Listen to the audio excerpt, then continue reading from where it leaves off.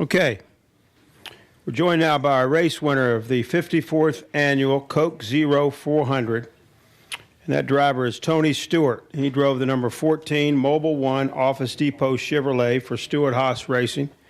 He's joined by his crew chief, Steve Addington. Just a couple of notes here. For Tony, this is his third win in 2012, so him and Keselowski now are tied for the most wins in this series, and that pays dividends come chase time with the bonus points. 18 wins now at Daytona overall. 18 wins at Daytona, second all-time behind Dale Earnhardt. 18 wins at Daytona. 47 wins in NASCAR Sprint Cup Series. 47 NASCAR Sprint Cup Series wins. That is now 14th all-time, passing Hall of Fame inductee Buck Baker. Tony, congratulations. Certainly there was a lot of action out there here, particularly late in the race, but how did you get to the checkered flag? How did you do it? The guy sitting next to us, honestly, we started at the back there and we're probably too cautious. I was a little too cautious at the beginning, and we came out of the pits after that first green flag stop. We lost connection with the lead pack there, and got with Brad Keselowski and David Reagan, and just tried to minimize the damage there as far as the time we were losing. But got a caution there and got regrouped, and it just made sure that when the green came out that time, I didn't wait, and we got going on the outside and gained a lot of spots there and got ourselves in the top 10. And then Steve had a great call there that actually got us the lead with 2 tires there. I think 3 stops or 2 stops from the end, or 2 cautions from the end.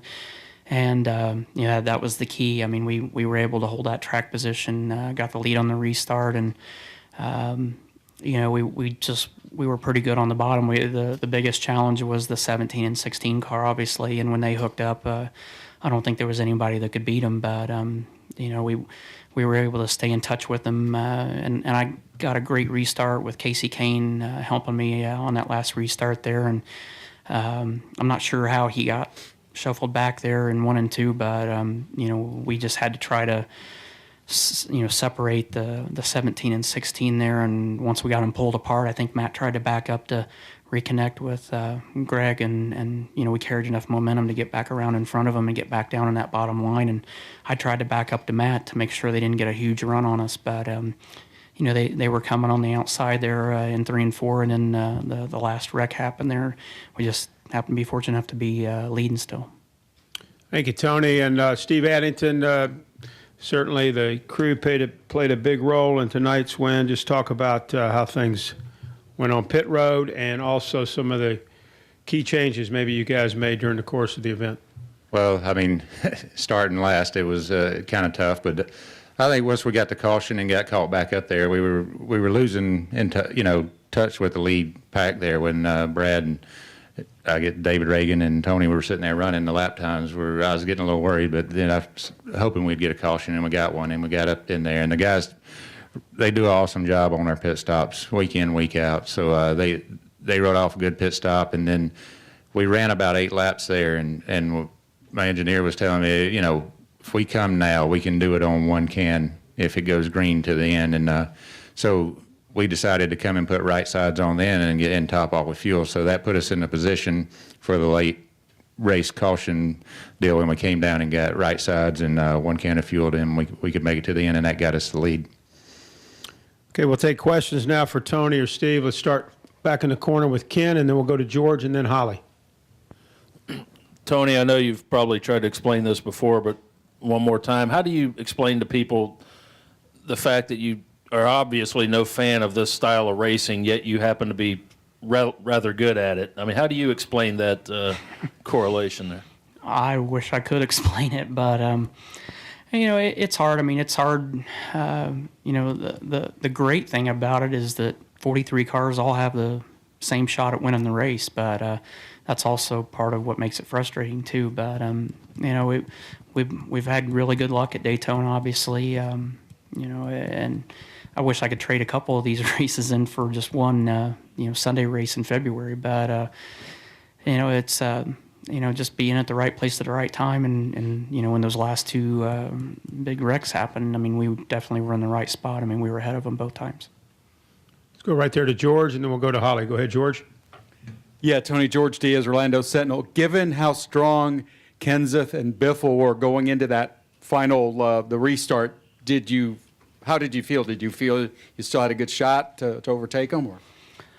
I knew I had a good car behind me with Casey Kane, obviously. Knowing that those two guys were going to be teamed up with each other on the bottom, I was surprised we got as good a restart as we did. But Casey did a great job of getting hooked on the bumper right away, and it seemed like we actually held our own, and actually we're a little bit better on the outside than those two cars were. But that was key, was being able to keep hooked up. I mean, when we were leading on the bottom before that last caution, two different times those guys got hooked up together, and when they did, they were like a steam drain coming on the outside. So I'm sure if I would have backed up to Kyle Busch, we would have been pretty fast too, but I'm not sure if we could have held those two off.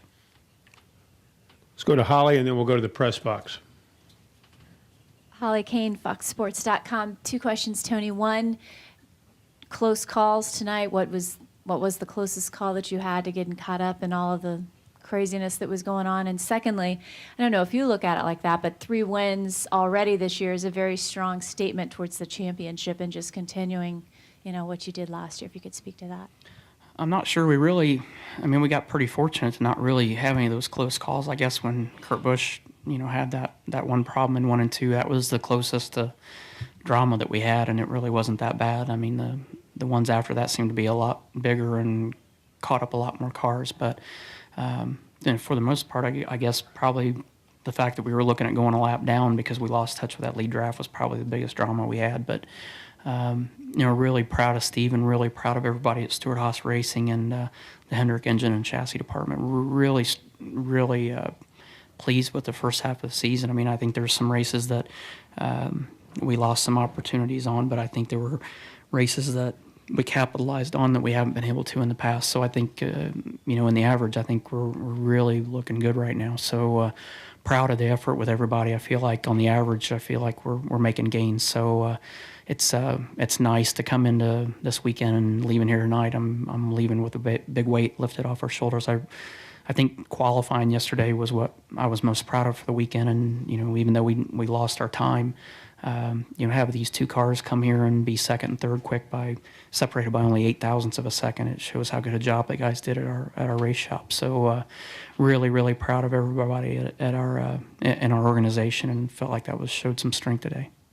Let's go to press box. Questions in the press box. Go ahead, please. I'm Mark Decotis of Motorsports Unplugged for Tony. Tony, this is the last time that this edition of the car of tomorrow, or whatever you want to call it, will run at Daytona, since you're going to the new cars next year. Can you summarize your thoughts on how this car has performed at Daytona? Thank you. I guess they've been fine. I mean, it's, the hard part is that we're all running wide open and we're all in a pack and we can't get away from each other. So I'm not sure it's the car that necessarily has done that. But, I think every time we come here, the field's more competitive, and, it's proof by how many guys have a shot to win the race. And, guys that you won't see up front next week were guys that you saw at some point that were in the top 10 tonight. So, it shows how good a job everybody does at the restrictor plate tracks. And it is proof that everybody has a shot to win these things and to run in the top 5 when they get here. It's just a matter of getting that luck on your side and being at the right place at the right time and having that opportunity. Back downstairs, questions for Tony or Steve. Any other questions? Right here, Dwight. Dwight Drummer, RaceTech.com. Tony, I kind of want to, just a little bit off the subject, but congratulations on the win, obviously. But the other day you did a commercial with Daryl Gwynn and the production people. You came in and did spoke your lines. So you look at the lines for about 20 seconds. You pulled it off and you impressed everybody with your ability to do that. And I was just wondering, your skills as a driver are obvious, but could you kind of explain that? Was it all that experience in doing that, or? I credit Columbus North High School for all that. I could read the lines. So I don't think I do any better job than anybody else. There was another guy there that memorized his lines. I just came in and read the cards that they had for me. So, but it's, I think the more you do it, the more comfortable you are. And, after about 17 or 18 years of either racing stock cars or Indy cars, we've done it a little bit. So it's not totally new to us. Bob Pockris? Bob Pockris, Sporting News. Tony, this obviously is a little different than after Talladega. So I'm curious, from your seat, is the racing any different here than Talladega, or or is today just survive the wrecks and be up front? I think we just survived the wrecks. I mean, you look where we were at when they happened. I mean, they happened right behind us each time. So, the track position that Steve got us that was very key. I mean, if we got stuck, fourth or fifth on back, I mean, we were going to be one of those cars that got caught in the wrecks. So, fortunately, we were ahead of them both times. But, looking at the replays of the last two cautions, it's not any different here. Other questions for Tony or Steve?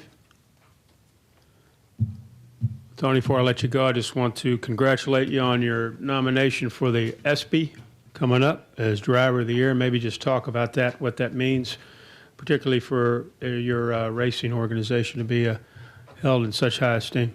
It's an honor just to be nominated. It's, I'm really proud of our group, like I mentioned about this year. I mean, I was really proud of what they were able to accomplish the last 10 weeks last year. And, that's anytime you get nominated in that category with so many great race car drivers, it's just an honor to be considered. So I'm very appreciative of that. Congratulations, Tony and Steve, and continued good luck the rest of the year. We'll see you at New Hampshire. Thank you. Thanks.